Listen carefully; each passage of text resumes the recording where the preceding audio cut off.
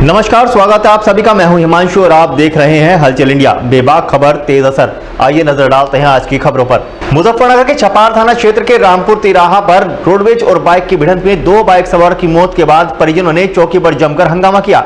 जहां मामले की सूचना मिलने के बाद केंद्रीय राज्य मंत्री डॉक्टर संजीव बालियान ने परिजनों को मुआवजे का आश्वासन देकर शांत किया।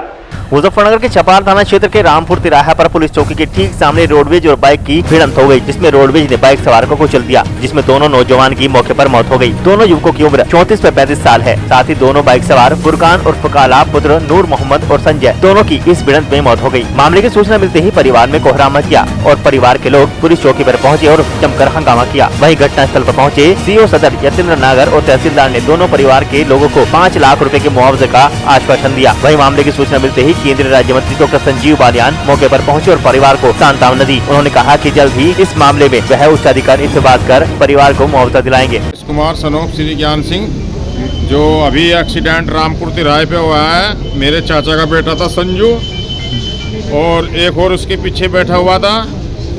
ये दोनों अपनी साइड थे। रोडवेज वाला आया बहुत तेजी के साथ, उसने जैसे ओवरटेक किया दूसरे वाहन से और अचानक उस मोटरसाइकिल के ऊपर उसने अपनी बस चढ़ा दी।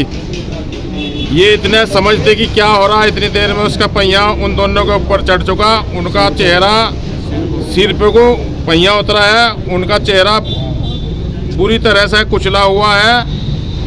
ये रोडवेज वाले हमेशा ऐसे ही करते हैं, साल भर में कम से कम 1 लोगों को मार देते हैं, क्योंकि इनका बिगड़ता कुछ नहीं है। सरकारी वाहन है, सरकार इन पर कार्रवाई करे, इनको भी और आम आदमी की तरह सजा दिलाई जा। 6 महीने कम से कम ये जेल में रहे। सरकार ये कानून बनावे, नहीं तो हर रोज 2-4 आदमियों के मारते रहेंगे जब तक ये कानून नहीं बनने का। ये रोडवेज वाले ड्राइवर नहीं सुधरने के, ये ऐसे ही चलता रहेगा। आम गरीब आदमी मरता है, सरकार कुछ नहीं करती, कह देती है जो कानून का दायरा है 5 लाख, 4 लाख, 3 लाख। मरे आदमी की कीमत 5 लाख हो गई, जिंदगी बैठती है 10 लाख रुपए महीना। सरकारी आवास में रहता है, सरकारी गाड़ी में घूमता है, 4 गनर मिलते हैं, सरकारी होटल में खाना फ्री खाता है, 4 चौकीदार मकान पर रहते हैं, हर चीज़ की फैसिलिटी। ये सरकार का कानून है। देखिए आम जनता पिसरी है, इसे बदला जाए, सबके साथ बराबर न्याय हो। इन गरीब आदमियों का ऐसा काम हुआ, छोटे छोटे 4 बच्चे हैं, ना कोई कमाने वाला रहा घर में, ना बच्चों को देखने वाला रहा। पत्नी जो है बीमार रहती है, वो बेचारी अपना करेगी या इन बच्चों का करेगी। सरकार, हमारे आदित्य योगीनाथ जी उत्तर प्रदेश के जो मुख्यमंत्री है, आज पूरा तहलका है। वे इनके लिए अगर मेरी आवाज़ वहाँ तक जाए तो कुछ सोच करके इन मजदूरों को दोनों को कम से कम इनके परिवार के पालन पोषण के लिए 20-20 लाख रुपए का मुआवजा दिलवाने की कोशिश करें। हम लोग सभी सरकार से यही उम्मीद करते हैं, आने वाले समय में भी अगर ऐसी घटना होए तो गरीब आदमियों को उसके पालन पोषण का भरपूर मुआवजा मिलना चाहिए। अभी सीओ साहब और तहसीलदार साहब आए थे, वो क्या क्या गए आपको?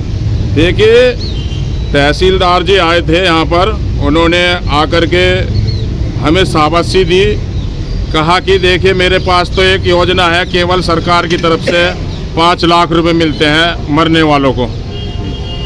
तो हम सभी एग्री हो गए, चलो जो सरकार का नियम है वो ठीक है। हमारे तहसीलदार साहब ने हमें बहुत समझाया, अभी दोनों पार्टियों को हम लोग सहमत हो गए, उनकी बात मान ली गई है। लेकिन ये 5 लाख रुपए कम है, ये आदमी की मरे की कीमत 5 लाख रुपए कम है। अगर वो अब से भी उसकी आयु 28 या 30 वर्ष है, पता नहीं आगे वो 40 साल जीतता, 50 कितना कमाता, अपने बच्चों में भूखा प्यासा रहता।